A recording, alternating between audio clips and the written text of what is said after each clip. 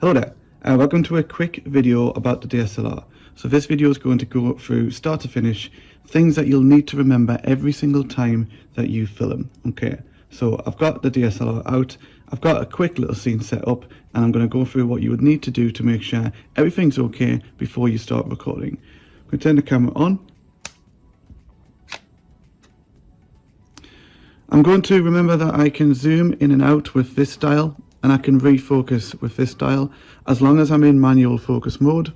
I'm going to need to be able to zoom and reframe my shot first, and then I'm going to need to refocus every single time I move the camera. You must refocus every single time that you move the camera closer or away from the subject or you manipulate light. Okay, so I'm going to position my camera there, ensuring that I have adhered to the rule of thirds.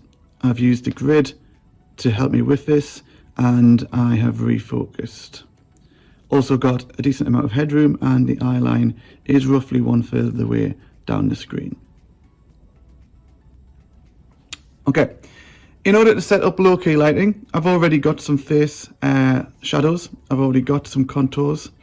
Remember, low key lighting doesn't have to be completely pitch black, but there are opportunities for us to manipulate the lighting and the settings on the camera, one of which is the ISO. So if you press Q for quick, we'll be able to go down to ISO, it's usually at the bottom, and we can change that number through some trial and error settings to see what is going to be best appropriate. Don't put it on automatic for the exam, do this manually so that you can take screenshots and get credit for this in the exam. Okay, one thing to bear in mind is if you have the ISO set at a particular value, you might also need to change the exposure on this dial. Okay, it may well have been set by the previous student to something that is perhaps too high or perhaps too low. So this dial can also be manipulated, and it may well be using 30 as a base, so that then you can manipulate using the ISO. Or it may well be that if you are using the ISO first, you then still readjust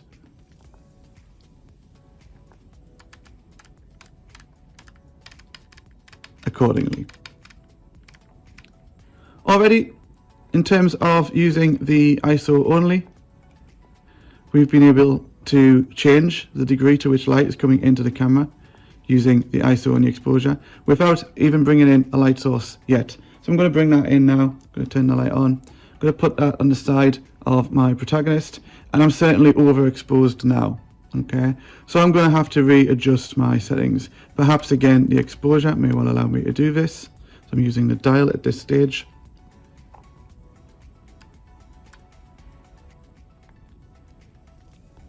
And I might also adjust the ISO as well.